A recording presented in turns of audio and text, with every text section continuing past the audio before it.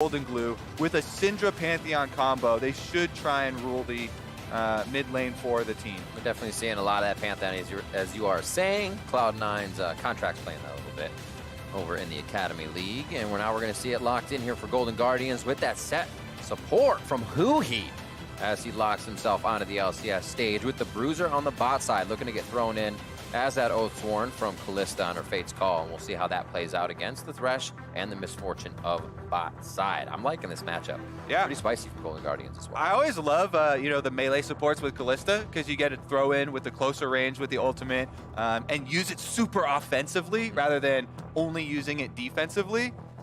Set is already annoying to try and kill. If Set is also bound to Kalista, then even if you do get past the shields, then the ultimate comes out, gets the big save there. So you can definitely see a lot of potential in this champion for Huhi and this combination for Huhi and FBI. So Golden Guardians making a big bet, subbing out Keith, subbing in Huhi here, who made the role swap over to support a lot earlier.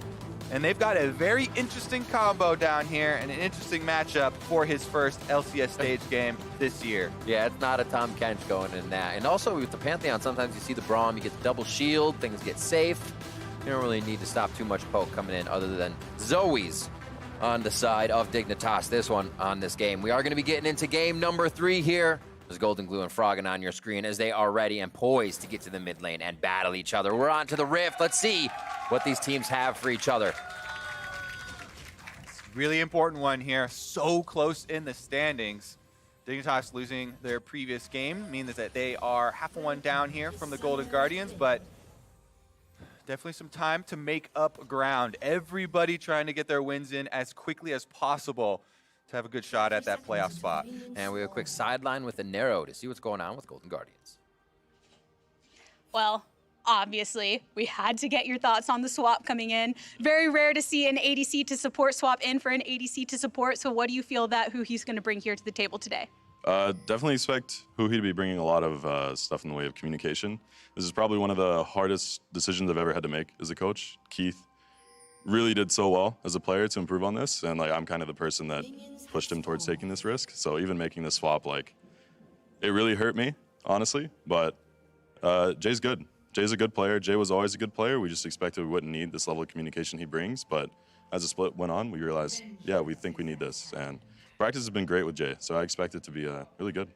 Well, you're commending both of the players in this case, and we saw Keith really prioritizing a lot of the engage potential, which also seems to be heavy in the meta. Do you think that coming from the ADC aggressive background helps with both of these players in that aspect?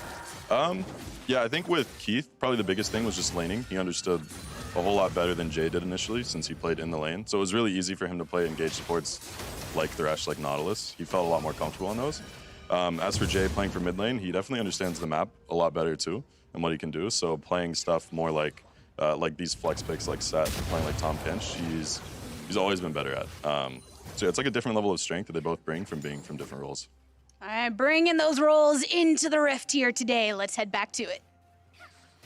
Yeah, I realize a lot of people have not watched LCS as long as us, Riv, and don't know the history of Huhi, how so many people were really excited, actually, when they first heard that he was going to swap to support. And he's been doing it a while now, but it's because he made a name for himself with the Aurelion Sol roaming style mid lane champions, playing a lot for the team. And I like how Aneros is highlighting his communication with the team. Yeah. He's always had very good relationships with the rest of the players, and he's able to coordinate, things like level 2 roams on Aurelion Sol with your bottom lane. Now he's doing it from the support position where you have a lot of setup and a lot of control, and even more so in this particular game, because as we mentioned, combining it with a champion like Kalista gives you so many playmaking options. Kalista notoriously, of course, does not scale as well as a lot of other marksman because you're not going to go for crit multipliers later on, but she has such good early spikes and really puts an emphasis on dragon control. Not only because of the long, strong lane phase, but also because of the Rens that help out your jungler with extra damage for those neutral objectives. Talking about Huhi and those communications, I'm excited to see how the fights are organized with Closer's Pantheon ult coming in, Haunter possibly teleporting. There's so much that they can do to create fights here. We'll see how those get organized as the time comes. Still just at level 3 and 4 in lanes. Huni, rather, and Hans are going back and forth. That'll be a fun one. As Johnson takes quite a bit of damage on the bot side of the map. They get pushed into their turret pretty hard and right quick, as they cannot fight Huhi and FBI. Hanser, good sidestep there, doesn't get pulled in. Possibility of a little bit of extra damage since Acadian was hovering on the top side. I like this as well, and it's something to point out with a lot of jungler movement. If you don't have to spend much time to get your recall off over by your top laner, especially as Rek'Sai, that provides that passive where you get sonar basically to alert you if the enemy jungler is around, you can basically just buffer Huhi's playstyle. You give him an extra little alert system and allow Huni to push up. That's going to be really annoying having both of them in the same game now. I just went through it. I'm trying to train my brain already. We'll see. Acadian almost getting found out there. 100% kill participation for him in first blood. I should say just in first blood, not kill participation, but 100% first blood. But it's only one game, so the stats are a bit buffed there.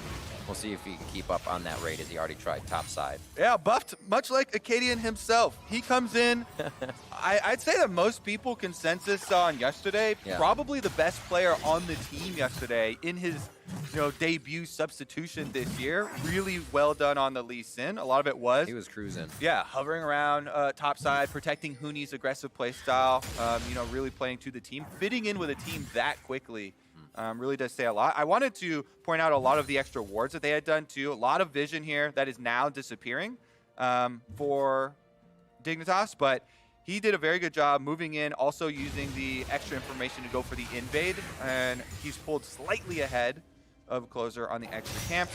Full clearing back to his top side now. Being a nuisance. Just the hook into the dark for Afromu and Huhi, so the disjointed backs now kind of work out as Johnson can come back with FBI also doing the same. Wave is pretty much stalled out in the middle for the bot side with a slight lead towards FBI, but it's barrier to heal and exhaust and heal for the other side on the support, so not too much aggression to come out of these bot lanes with the summoner spell. I actually really like the discussion too, because exhaust itself was buffed. Extra half a second on the duration of it really does go a long way. It was a decent summer spell already, reducing a lot of damage, but it can shut things down like Pantheon that are jumping into the middle of your team. It's a fairly squishy jungler, and if you take away the damage options and slow the champion too, so you can then get around his directional immunity, makes it a lot easier to deal with. So Afromu definitely has a lot of answers for the team right now with Thresh, able to get those plays as well. We'll see if anything does happen mid lane. I probably expect there to be less action initially mid lane because both of them has taken cleanse. Yeah. We were looking for early kill pressure, but if both mid laners opt into the cleanses, it really puts a stop to those CC chains. See a bit of a fight onto Acadian. He should be able to tunnel out of this with Froggen helping. A walk back from Hanser as he gets to top, which means Huni should be able to do the same and get himself there without a teleport. So nicely done by the top laners, and that CS should be cleaned up by Hanser, which gives him about a wave lead, rather. Yeah, Hanser's got the wave in a really nice spot for himself. Haunting Guys return there for Huni on the Mordekaiser. Going to be able to stack up damage over time. Should be able to get good use out of the madness in a melee versus a melee matchup there versus the Aatrox. Meanwhile, mid lane, they're mostly just fighting over shoving the waves, as we talked about, both of them with the cleanses. A lot more defensive there. And we'll have to see if the junglers make their first moves, because once level 6 does come in, pretty big options for both, and they're very different. Rek'Sai has options for ganking over walls that other junglers do not have. If we look at the top side like we are right now, getting behind him and going over this wall is something that is very rare for junglers. Because you want to have your dash ability plus your CC abilities after you go for the gank. But you'll have extra damage there with your level 6 acquired for the ultimate too. Surprised to see no rotation here, especially with it being Cloud Drake first. Nobody wants that Rift Herald right away. Seems like Acadian Closer have been able to find each other on the jungle ever so slightly and keep track of each other, so it's been hard to get up there. Vision's already on that by Golden Guardian for Rift Herald, so Ping has just gone down by Dignitas. Maybe they'll start to head over. There is Aframu following Acadian. And look at this. Going into the Dragon, FBI and Huhi actually go clear out the ward. Meanwhile, Aframu has roamed to the top side of the map. You see Thresh on your mini-map right now. Aframu hovering up around the possible Rift Herald swap play. Everybody knows you're 8 minutes as soon as he's up there. Very common nowadays, so Dignitas looking around for where Golden Guardians are trying to get their extra pressure. Just the Man of Steel just walks up to Fog of War and feels like clearing out a tunnel. Didn't even know there were 3 members on the other side. So Golden Guardians feel like they have pretty good control apparently as they see FBI and Huhi moving up and down the river, knowing Dignitas is doing some type of roaming. As that all comes to an end, they didn't realize Dignitas is now power and numbers on bot side. Yeah, and there's a reason for the trepidation on the side of Dignitas. Because they know that Pantheon is now level 6, even if That's a good point. if they do not have vision immediately of this champion, if you start out a play, you have to account for the possibility of the ultimate coming in, of them turning around that numbers advantage. So that's why both teams are just playing to very conservative ward lines right now. And Dignitas take their time, drop down their triple control wards through the river, slowly clear out those wards before finally starting up the Dragon and just trading the objectives. Rift Herald going over to the side of Golden Guardians. That'll feel good. A fight topside would have been fantastic too. Caulfield's finished up there, so having a bit of cooldown for the fight. It looks like those are trade objectives, as you said. Looking at the goal differences on the map, no core items just yet, as we're just at the 10-minute mark. But Ocean Drake is next, so we got Mountain or Infernal to change the rift. And this trade, see if the hook lands, does. Coming around, Guhi looks like he could be in a bad spot here. Tries to get the face breaker down, Haymaker back for shield, and Acadian doesn't want anything to do with that now. We get some woos in the audience for a little bit of action. Nice Yeah. Haymaker there. Finally some Trickling around. damage dealt. This change, though, is not really, the trade of objectives is not really a surprise. I have some stats for you for the Golden Guardians. They're actually top 3 in the LCS in first tower percentage, first 3 tower percentage, that's getting all 3 of the outers, and in Rift Herald control. However, they are bottom in Dragon control. So very often, Golden Guardians are making this choice. And there's a very long discussion about gold early game versus dragon stacking early game. Golden Guardians for this season have always gone for the top side and for the gold. They currently are holding on to the Rift Herald. If you get your Cleanse Flash burned on the Zoe, then mid lane is definitely a very viable area to try and use that Rift Herald, get your turret plates, and get down the most important line of outer defenses. Or you just use your opponent's Cleanse and Flash, right? There you go. Zoe can just pick up golden glues next time he uses his. There you go.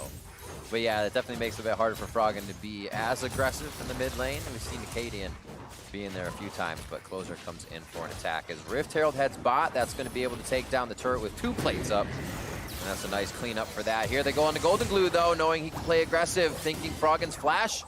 And spells are down, but he's able to tiptoe out of that aggressive 3-man gank mid as they drop the bot turret. Golden Guardians head up in gold. And Golden Guardians increase their first tower percentage here yet again.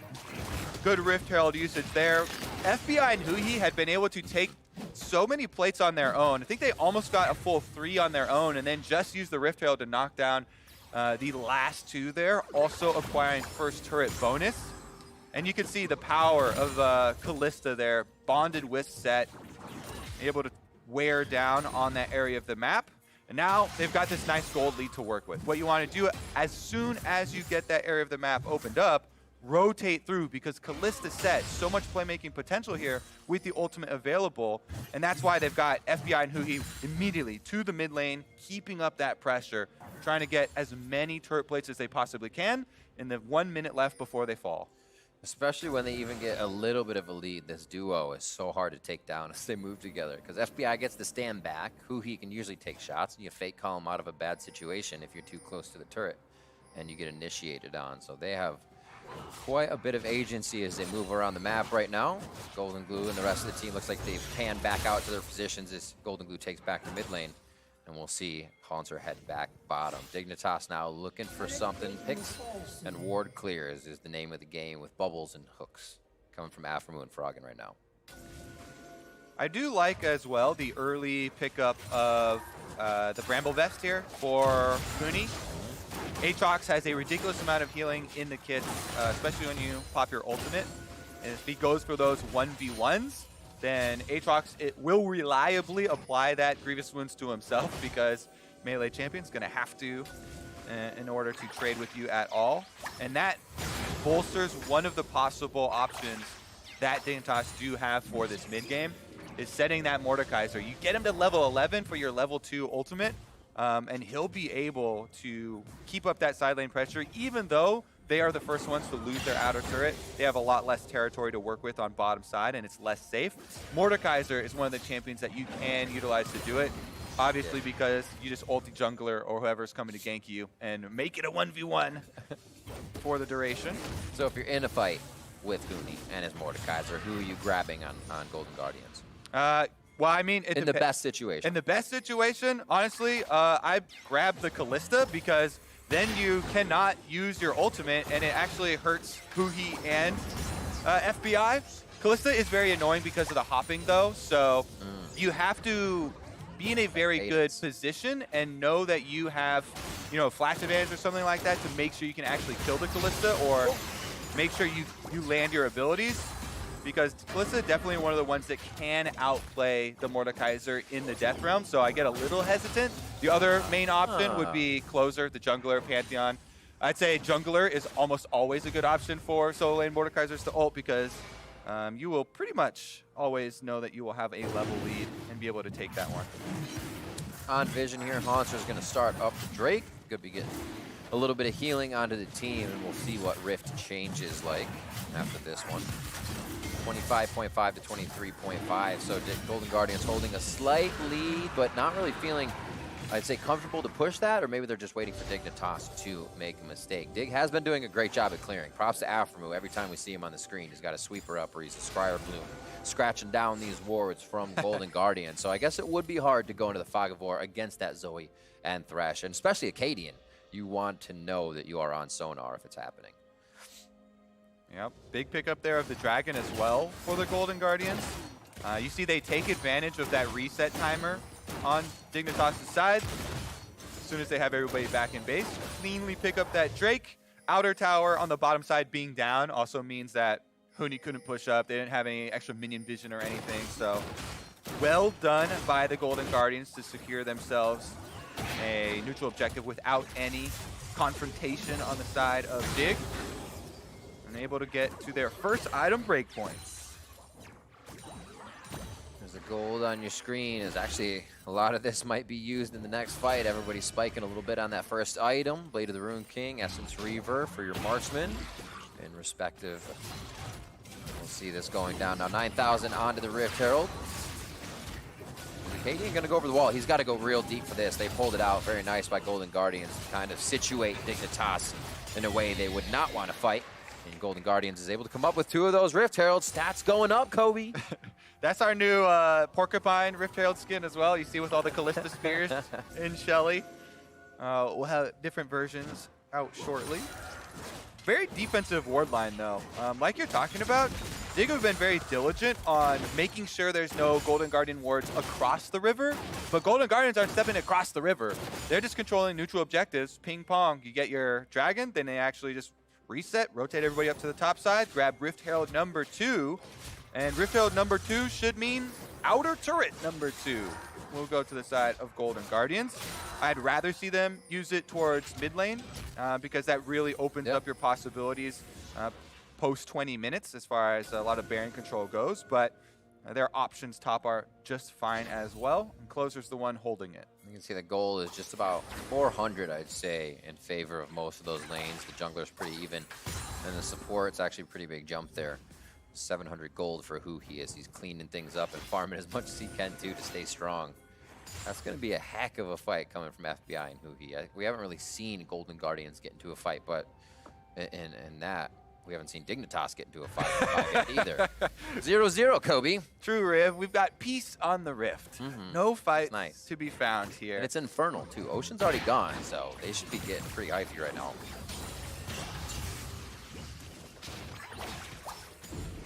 It's just about the objectives. It's all aggression towards objectives. Possibly a fight here towards the mid lane.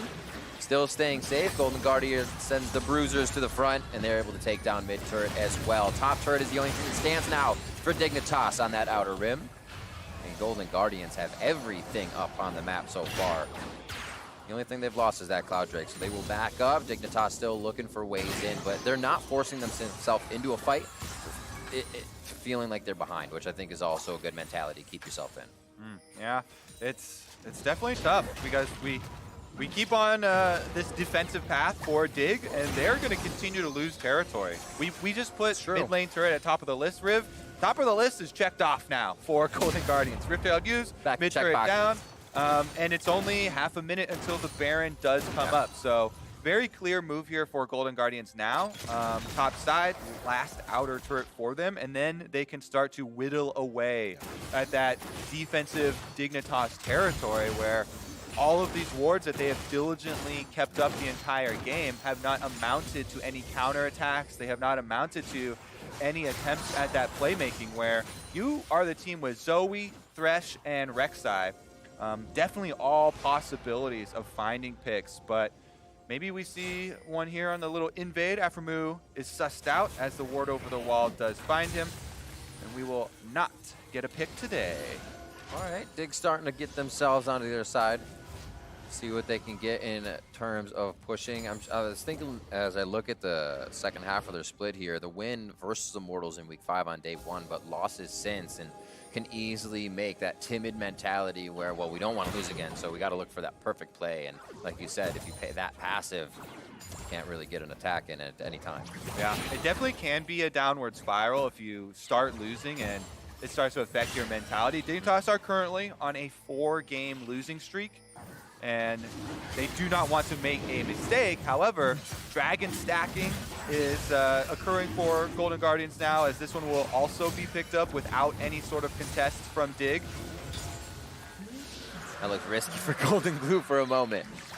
So a Drake is picked up once again, 2 away from Infernal Soul for the side of Golden Guardians, 3 away for Dignitas here as Dig starts to pick up that Baron control. Maybe they feel like the 5v5 could be in their favor. We're 21 minutes in without a kill just yet. It's all about the turrets, it's all about the objectives, and it looks like Dig will also pick up their first turret top. No, FBI stands alone as the forward vision for Dignitas is not enough to let them know that turret was possible. Yep, the boss comes walking up the river, who he runs them out of town, and no, Golden Guardians defense will fall today.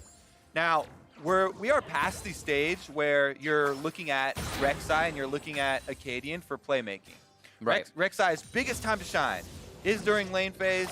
Lots of gank possibilities for the champions. Swipe them up. Exactly. It's even hit home even more because of the Hello Blades is the more early game bursty keystone than the Conqueror that you sometimes see. But now you're in the stage of the game where it's so much more about grouping for the Baron dance, for the dragon stacking that is about to occur, that the picks have to more come from the Zoe bubbles over walls. You mentioned that you need your vision to set those up, plus the Thresh possibilities of either following up or even starting those plays out.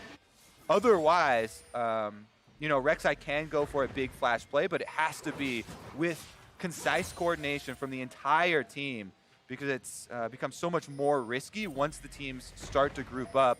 And you have this 5-on-5 you're facing with Golden Guardians where you're thinking, oh my god, all right, where is this? We have to mark so many things. Where is the Aatrox? Possibility of a flank there. You're worrying about the Kalista ultimate on set, which is amazing AoE that can start a team fight out. And Pantheon ults over the back of your team from anywhere, so Golden Guardians just effortlessly move up, take down another objective here, and that is the last of the outer turrets. Continuing in line with their stats, bolstering first to 3 as well. Who knew? The communication from Huhi. He's like, it's like, let's play the pacifist game. We can win without getting a kill. Let's do it. He's really putting himself Very out there. zen today. Very zen today, it is. I like it.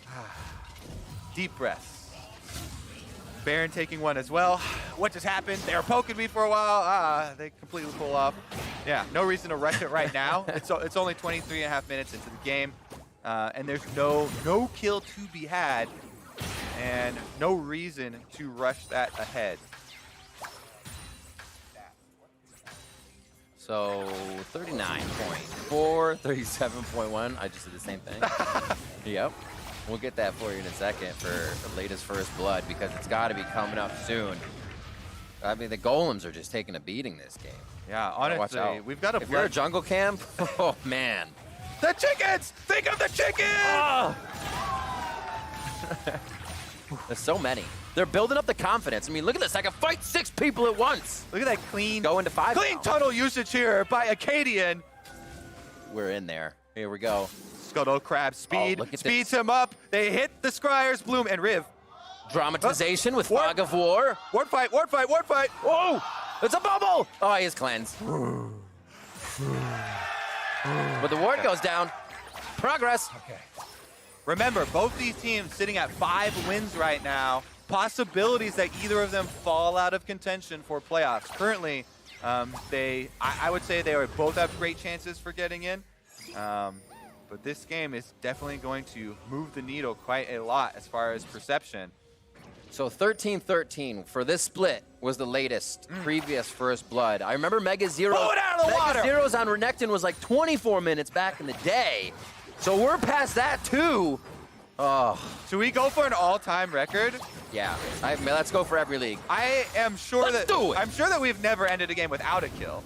The True Pacifist Award. Ooh. That's one of those achievements that pops up on your Steam and you're just like, I don't really feel proud to have that, but kind of I do.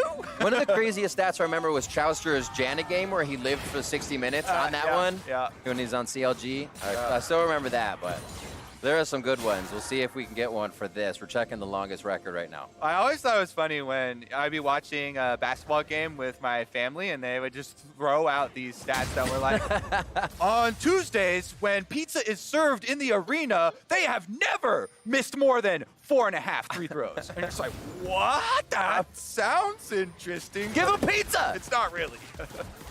I want some pizza now. Damn. Oh, Almost. Kobe, there's going to be a death. I cannot wait. Hunts are kind of flanking, but they had a Rek'Sai and a Tom, and he walked out. Here we go! This is the part I'm here for. Oh, Afro is going to get hit first. The hooks are going out, and it's going to be Afro going down for first blood. It's going into the hands. FBI, he says, open up. We're coming on in. He's going to be in the death realm. Oh, Tuhi in the death realm. But they take the tanky guy, and he's going to be able to come back out with a 50 kale shot coming from Golden Glue. There's another one as Acadian falls to the floor. They'll drop Johnson, too. And Golden Guardians drop Dignitas for the first fight of the game. Golden Guardians dropped the big elbow on him there, Riv. They were taking neutral objective after neutral objective, and finally with the fight, we see why the Golden Guardians smash Dignitas here. That's going to be the Baron. They can also go grab the Dragon, and I don't think there's going to be a strong contest from Dig. Their revival timers are coming up now. Froggen does not have a smite picked up, so he does not go for a possible Zoe steal. Baron Empowered recalls mean they can recall and they get back out to that Drake. Let's take a look at this team fight though. We mentioned the Set and Callista combo. They don't even have to use it. Who he knows? Oh, that face breaker. He can just flash in there, front line. And then even though he gets ulted by Mordekaiser as a support, he's got a stopwatch and he's also Set. So crazy regeneration is able to survive the Death Realm. And once he pops out, he knows that his team has won the 4v4 side of it as well. Oh, we're going right back into it. Dig's gonna lose another one. That's actually Dragon going over to Acadian, but they do take down Huni. At the same time, this game went from pacifist to pass the fist real quick. 27.5 minutes, still fight towards the bot side. Afro Moo is gonna get taken out here possibly by Haunter in the 1v1 as Acadian comes to help, but he probably put himself in a bad spot. Tunnels to safety and Huhi, there it is. Can't face break him back. Yep, one bright spot for Dig is that Acadian did steal that Dragon like you're talking about. They get an Infernal Drake, they delay the possibility of the 3 and the Soul, but unfortunately for them, Riv, I'm going to predict this game does not pop up a Soul Dragon, and Golden Guardians are inside the base with that Baron buff. as you can see with the spike in the gold grab, they are running amok. Yeah, that's going to be a big one for Dignitas to have to climb back up. Lose the bottom inhibitor turret. Top lane is also getting pushed in slightly for Golden Guardians, so they can head towards top if they can stay after this fight in mid. But they have a minion wave right here. It looks like Haunter might actually start to get a solo split, or at least keep that gate of Dignitas' bait clean. Possible fight coming in, and it is a fight. No possibility needed. The Cadian goes down. They're going to lose another one in Huni, and it is quick for Dignitas as they get into these fights and they're instantly dropped. Golden Guardians is so strong at this point. They're just able to take down Dig immediately. Bullet time doesn't even really hurt as Johnson tries to fire his ult across the team of Golden Guardians. And it looks like Golden Guardians trying to move themselves to 6 and 7 shortly. They cannot move in with the cannon minion though, baroned up. They got another wave. Will they stay? Like I said, they still have top side. And do they have teleport on whoever's coming up? No, they don't. It's Hui. So they have to get back. This is kind of like, I was actually watching an MMA fight last night, Riv. Yeah, everybody's talking about that one. Yeah, so loved it. Did you see the beginning where they were just kind of dancing around each other? The crowd started booing because wait, it was so... you're paying to go to a dance show? Yeah, I mean, it was so long before either of them threw a punch, but now, as you see the first punch thrown, Golden Guardians just immediately... Floodgates open, they're ending this one. Haunter getting the big Q3 there, smashing it with the slow-mo on the end, under the Nexus turrets, with the Baron buff as well. They just lay devastation to the Dignitas side, and this is a landslide victory for the Golden Guardians. That was like the bell ring though, right? They got padded. Got that little goopy stuff on their eyes, so it's not going to swell or bleed. They're good. Yeah. We're not calling this one yet. It's a little puffy, but they're good. Yep. We can get out there. One more round to go. They're going to have some crazy good moves here on Dig to get a lot of points in quick. Actually, yeah, you probably can't even count on points at this stage. You're just going to have to go for a knockout. Yeah. So Dig, let's see the knockout. The jabs don't work. There has to be a full swing, and the haymaker's already on the wrong side. You want it on your side. And that's going to be Hui coming in big at support for Golden Guardians this game. They've really just been able to dominate the map and continue this dominance through each lane, all the way up the inhibitor turret now on top side. That's the last one left. And they're going to leave FBI for now, as it looks like they're going to want to route around here and push Dignitas, squeeze them in their own base. All right. Last point of defense here for Dig. Top side inhibitor turret. Golden Guardians have super minions flooding in. They've got champions flooding into the base as well, and I don't think they can deal with either. It's just a wall of Dig right now. They're like, if we all 5 put ourselves in front of this turret, we can do it. Alphamu getting a bit more heal back up. Goonie on the right side takes Haunter right away. The Nexus turret's going to be the focus for Golden Guardians, and they take it down immediately as Johnson almost falls. The DPS getting pushed out of the sight for Dignitas on both sides. And now it looks like the Nexus is in the eyes of Golden Guardians as they pick up a little more gold with the victory over Dignitas.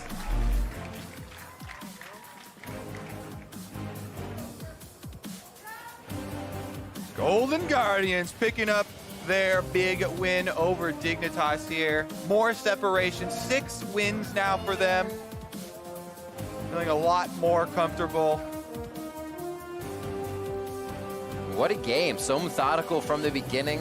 Both teams seem timid, but then that can also be seen as Golden Guardians not putting themselves in a place to be picked. Dignitas was warding, looking for those picks, but neither were finding that window in the beginning, and you can take that a whole bunch of ways. Yeah, and I wouldn't say on the side of Golden Guardians that they were timid, because they're saying, that's true, all right, that's true. We're going to go take the objective.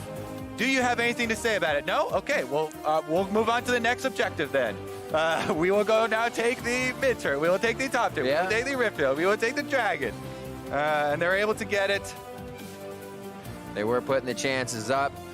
Golden Guardians are going to take the victory. And when we return, the Tigress is sitting down with the victorious Golden Glue. You don't want to miss it.